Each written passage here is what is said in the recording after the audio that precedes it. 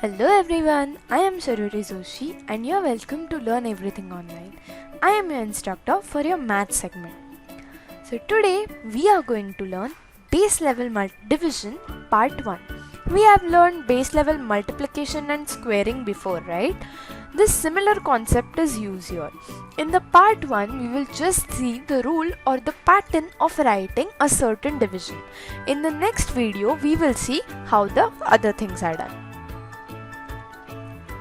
In this method, we use the power of 10 as base and then calculate the difference between the base and the given number.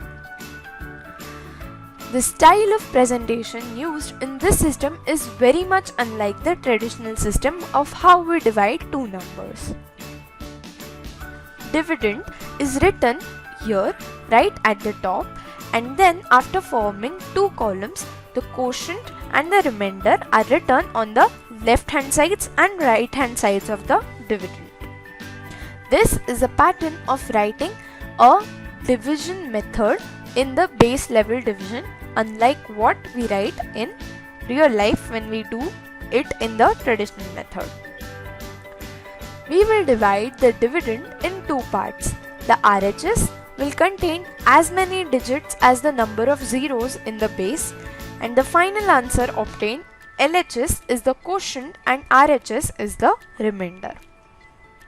We will understand this concept better and many more concepts which are related to this very topic in the next video. So do not forget to see the next video. Stay tuned. So did you find this video helpful? Solve this kind of sums and share this video with all your friends. Do comment on this video and don't forget to subscribe our channel and also turn on the bell icon. Bye bye.